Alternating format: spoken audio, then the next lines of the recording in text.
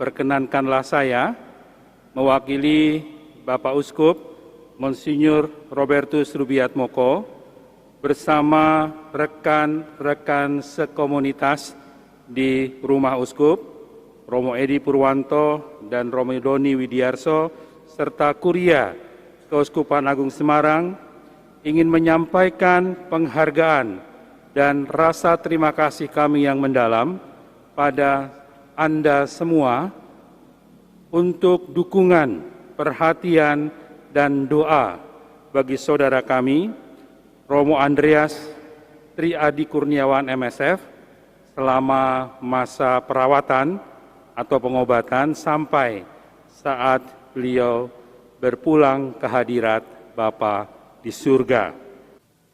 Para Romo, Bruder, Suster, Bapak, Ibu, dan saudara-saudariku yang terkasih, orang-orang muda dan anak-anakku yang tercinta, selamat sore berkah dalem. Selamat sore berkah dalem. Hari ini kita bersama dengan seluruh gereja memperingati Hari Orang Sakit Sedunia. Dan Hari Orang Sakit Sedunia ini menjadi kesempatan bagi kita semua untuk berdoa dan memberikan perhatian kepada saudara-saudari kita yang sedang sakit. Khususnya di masa pandemi ini, begitu banyak orang yang terpapar COVID dan bahkan ada yang meninggal. Kita semua ikut prihatin atas situasi ini, maka kita bawa seluruhnya di dalam doa kita. Sesuai dengan tema Hari Orang Sakit Sedunia yang ke-29, hanya satu gurumu dan kamu semua adalah saudara. Mari kita bergandengan tangan, mempererat persaudaraan universal dengan memperhatikan saudara-saudari kita yang sedang sakit, yang terpinggirkan dan terlantar. Kita satukan niat-niat baik kita untuk membangun persaudaraan universal, karena kita semua adalah saudara yang saling menolong, saling membantu satu sama lain. Dalam kesempatan perayaan Hari Orang Sakit Sedunia ini, kita akan menyampaikan wujud atau intensi doa kita.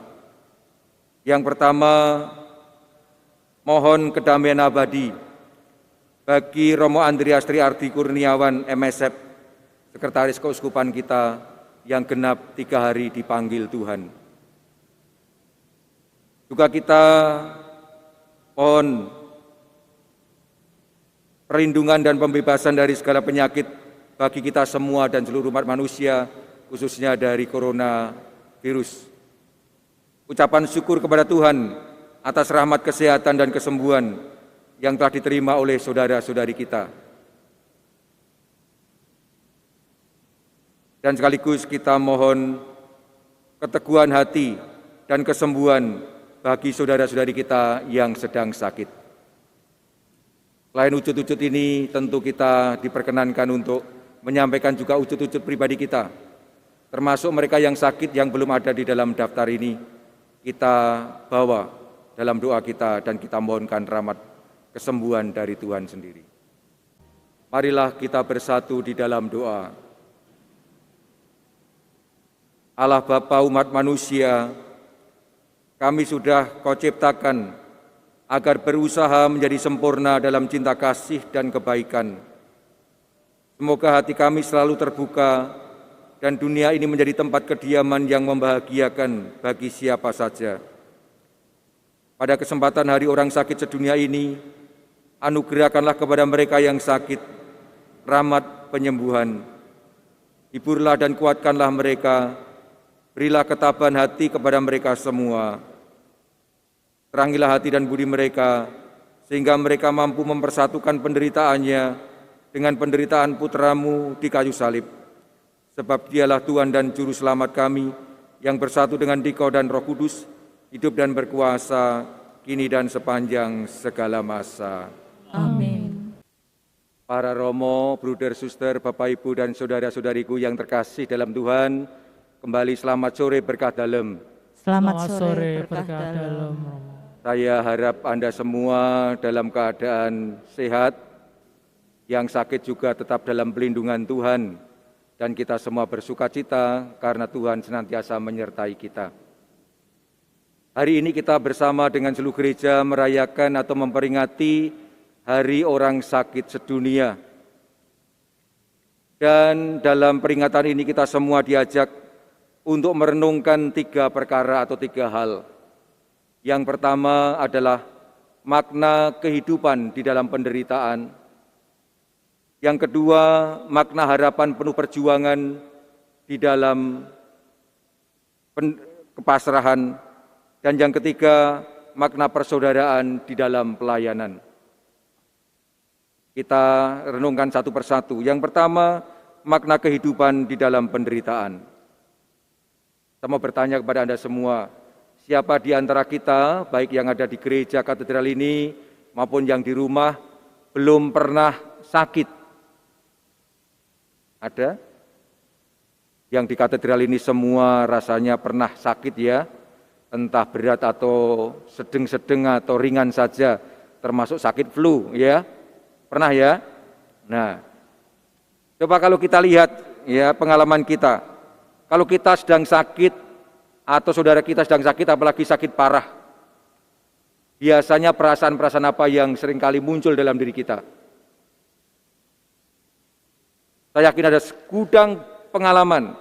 Mungkin kalau saudara-saudari kita yang sekarang ini sakit, kita minta cerita, pasti akan begitu banyak ceritanya dan bisa memenuhi seluruh pikiran kita karena ada begitu banyak pengalaman yang menarik. Namun dari pengalaman saya pribadi ketika sakit, juga mendengarkan cerita pengalaman orang-orang yang sakit, nampak sekali bahwa perasaan yang kerap kali muncul dalam diri kita adalah perasaan kesepian atau kesendirian. Terlebih ketika kita sakit parah atau sakit keras, rasa sepi, rasa sendiri muncul. Meskipun ada perawat, ada dokter, ada teman-teman yang berkunjung, namun rasa itu selalu ada. Dan perasaan kesepian, kesendirian inilah yang kemudian memunculkan kegelisahan, kerisauan, kecemasan, bahkan ketakutan.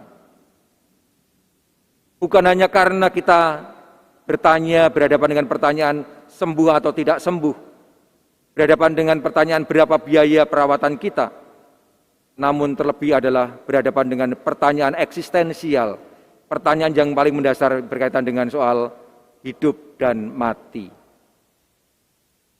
Pengalaman yang sangat konkret sekali ketika kami para Romo di Keuskupan mendampingi Romo Andre dari kejauhan ketika sakit.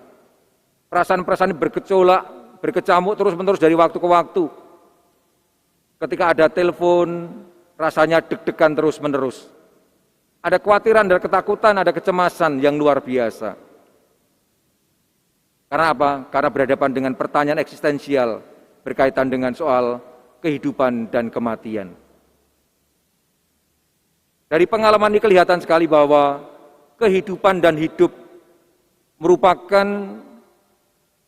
sesuatu yang sangat berharga sekali, merupakan sesuatu yang sangat bernilai dalam kehidupan kita.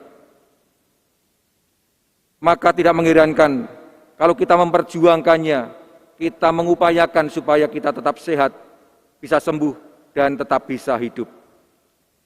Saking berharganya, tidak kurang-kurangnya keluarga-keluarga mengupayakan dengan usaha-usaha sehabis-habisnya. Bahkan tidak sedikit yang sampai ke habis harta bendanya di dunia ini untuk pengobatan, untuk usaha penyembuhan, supaya bisa bertahan hidup lebih lama lagi. Saudara-saudara yang terkasih, hidup merupakan anugerah pemberian Tuhan sendiri yang pantas untuk kita pertahankan, kita perjuangkan. Hidup bukanlah milik kita secara mutlak, namun milik Allah, dan itu merupakan anugerah dari Allah sendiri, dari Tuhan sendiri, sang pemilik kehidupan. Berhadapan dengan soal ini tentu sudah selayaknya lah kita bersyukur dan berjuang seoptimal mungkin untuk mempertahankan dan memperjuangkan kehidupan ini. Maka kita masuk pada poin yang kedua adalah makna harapan dalam perjuangan dan kepasrahan. Kita semua memperjuangkan kehidupan, kesehatan, karena memang itu berharga sekali. Berbagai macam upaya kita kejar supaya kita tetap sehat. usaha kesehatan pribadi dengan mengatur pola makan, pola tidur, kemudian juga olahraga, semua kita upayakan. Namun toh akhirnya juga kadang-kadang kita menjadi ringkih, kadang-kadang kita menjadi lemah, sehingga menjadi sakit. Pertanyaannya adalah, bagaimana kita menghadapi sakit ini? Bagaimana kita menghadapi penderitaan ini? Bagi orang-orang beriman, tentu sangat diharapkan kita semua menghadapinya dalam iman. Artinya, menempatkan ini semua dalam kerangka bagaimana kita semakin mendekatkan diri pada Tuhan sendiri. Karena itu, berhadapan dengan sakit dan penderitaan, kita semua diharapkan tetap mempunyai semangat juang, semangat untuk sehat, semangat untuk sembuh, semangat untuk bertahan hidup. Dalam banyak pengalaman, khususnya sharing-sharing dari mereka yang mempunyai pengalaman terpapar COVID, ternyata semangat untuk hidup, semangat berjuang atau fight itu menjadi sumber energi yang luar biasa, yang mendongkrak imunitas dalam diri kita, sehingga juga lalu mendongkrak proses untuk cepat menjadi sembuh. Inilah yang menjadi kekuatan kita, apalagi kita sebagai orang beriman mempunyai harapan, mempunyai keyakinan bahwa Tuhan senantiasa akan menolong kita, menyertai kita, membantu kita. Harapan akan sembuh, harapan akan pertolongan Tuhan, harapan akan penyertaan Tuhan inilah yang bisa meningkatkan daya tahan tubuh kita. Jangan sampai kita lalu menjadi ngelokro karena kurang pengharap-harap atau karena kurang pengharapan. Tentu saja harapan dan kepercayaan ini dibarengi satu hal lain lagi yang sangat penting untuk kita semua, yakni kepasrahan. Pasrah marang karso dalam Gusti, karena kepasrahan inilah, sikap legowo inilah yang membuat kita menjadi rileks, tidak menghabiskan energi besar untuk menghadapi sakit. Dengan sebuah keyakinan bahwa Tuhan selalu menolong kita, menyertai kita, dan membantu kita. Nah, dalam hal ini tentu saja kita tidak berjuang sendirian. Selain berjuang bersama Allah, kita juga berjuang bersama teman-teman kita, dengan anggota keluarga, dengan sanak saudara yang ada bersama kita.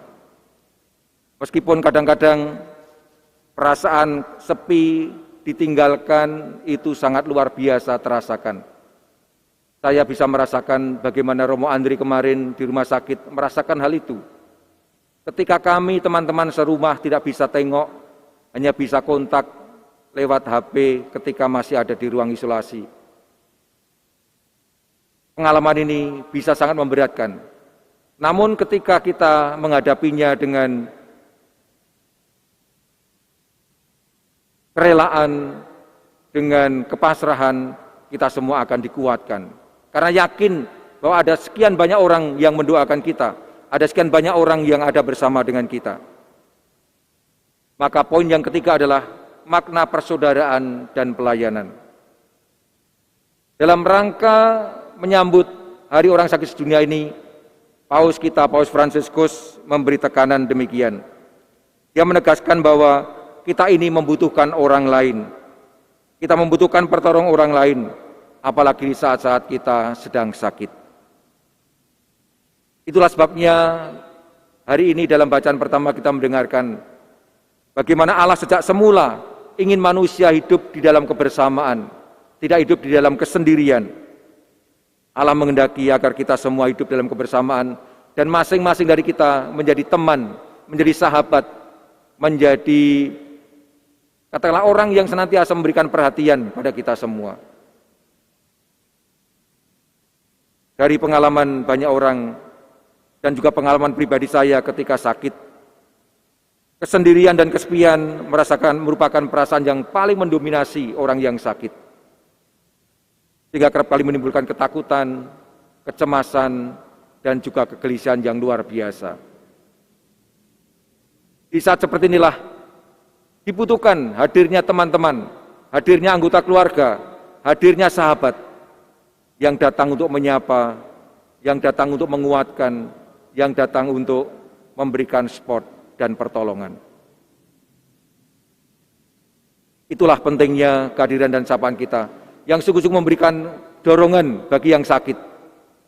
Maka kita semua yang sehat tentu mempunyai panggilan untuk senantiasa memberikan perhatian kepada mereka yang sakit, lebih-lebih anggota keluarga kita sendiri yang sakit. Kita beri perhatian sepenuh hati, dengan sekuat tenaga, dengan seoptimal mungkin. Tolong menolong dan saling peduli merupakan salah satu ciri khas kita orang-orang beriman. Dan ini semua mengalir dari teladan Yesus sendiri, yang begitu memberi perhatian dan kepedulian pada kita semua karena kasih-Nya yang mendalam pada kita manusia. Bacaan Injil hari ini mengungkapkan betapa Yesus mempunyai belas kasihan yang luar biasa kepada seorang ibu yang meminta kesembuhan bagi anaknya.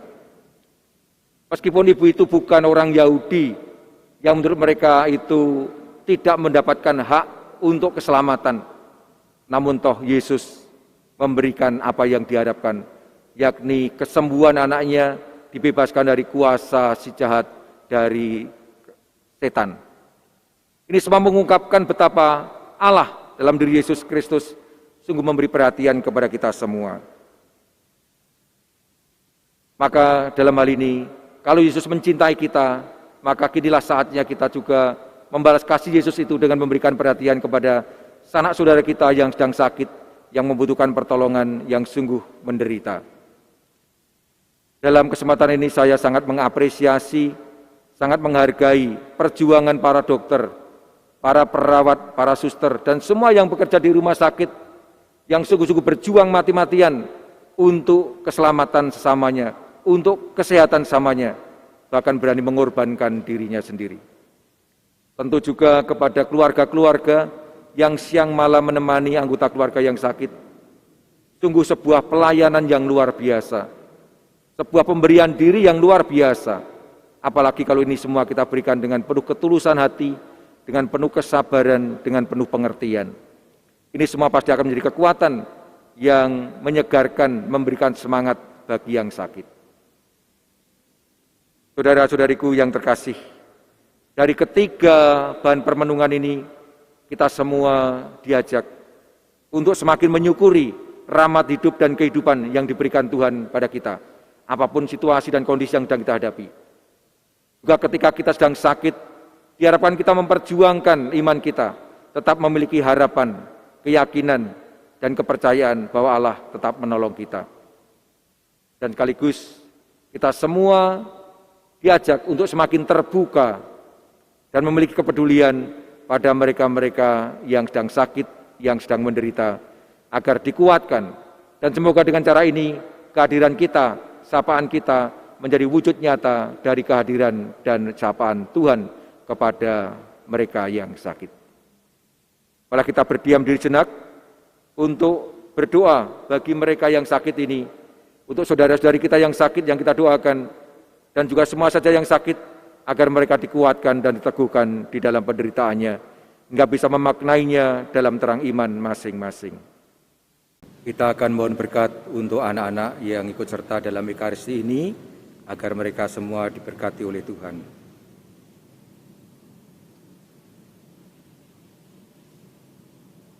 Ya Allah Bapa yang Makasih, pandanglah anak-anak yang menghadap-Mu, menantikan uluran berkat-Mu. Limpahkanlah berkat atas mereka semua, dan lindungilah mereka dari segala mara bahaya dan penyakit. Berkatilah pula anak-anak dalam kandungan dan ibu yang mengandungnya. Semoga anak-anak ini bertumbuh dan berkembang secara sehat dan sempurna, hingga nantinya Kau lahirkan di dunia ini untuk memuji Engkau, Bapa, Putra, dan Roh Kudus. Amin. Marilah berdoa.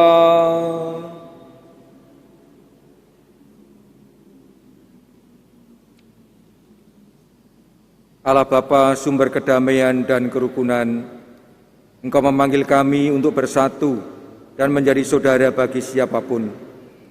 Semoga Roh-Mu menjiwai kami dan menyempurnakan apa yang sudah Kau mulai pada diri kami.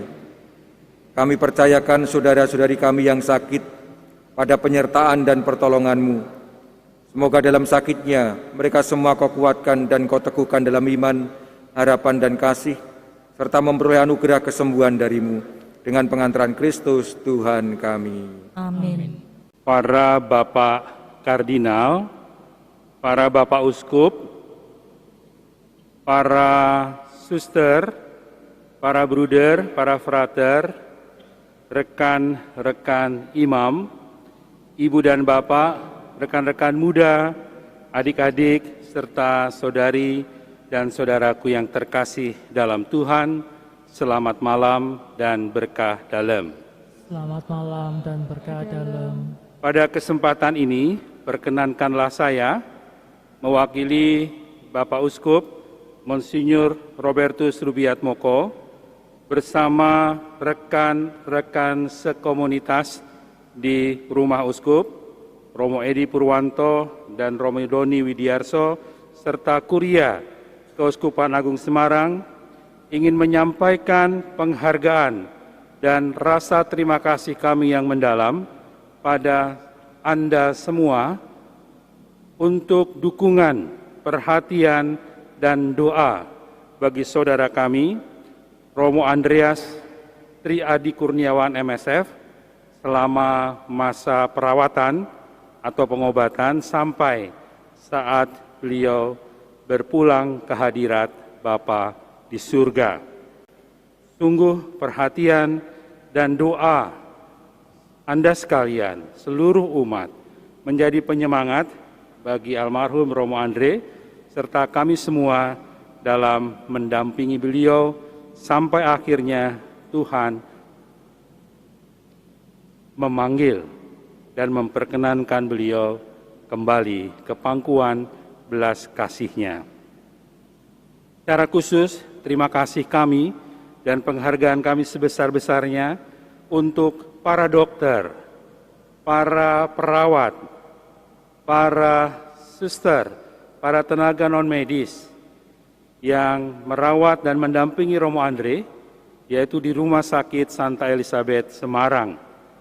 Sungguh waktu, tenaga, pikiran, perhatian yang telah diberikan bagi saudara kami ini menjadi hadiah terindah dan teristimewa bagi saudara kami ini.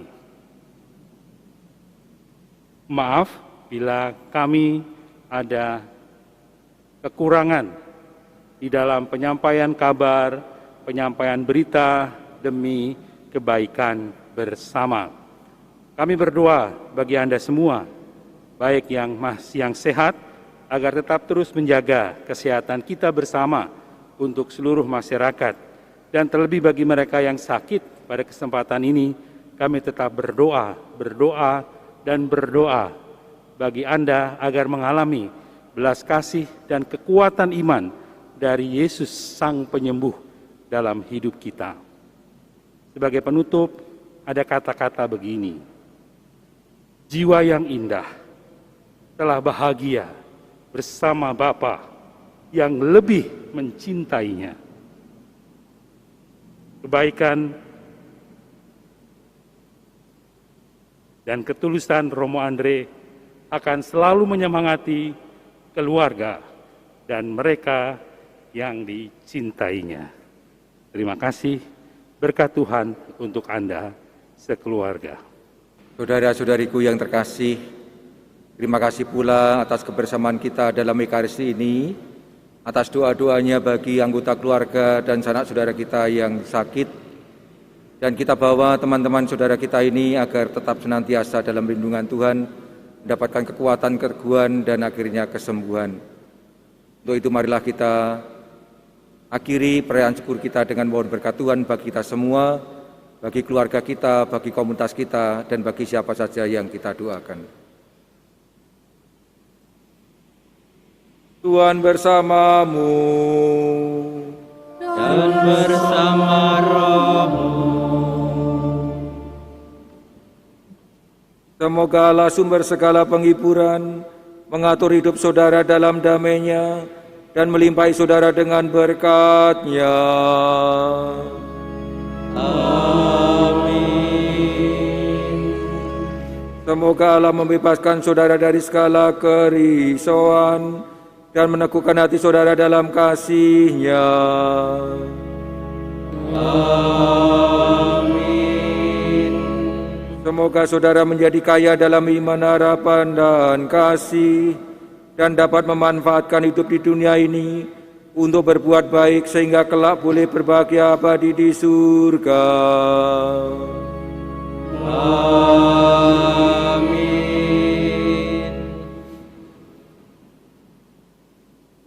Semoga saudara sekalian, semua orang yang kita doakan, keluarga dan komunitas kita, senantiasa dilimpahi oleh berkat Allah yang Maha Kuasa, Bapa dan Putera dan Roh Kudus. Amin. Saudara-saudariku yang terkasih, dengan demikian peran syukur kita sudah selesai. Syukur kepada Allah. Kepada panjenengan semua yang sakit, tetap semangat ya, tetap berjuang, tetap mengharapkan pada Tuhan, dan senantiasa pasrah juga pada Tuhan. Dia akan datang menolong kita, akan menemani kita, dan memberkati kita. Marilah kita pergi, kita mewartakan kasih dan kebaikan Tuhan. Amin.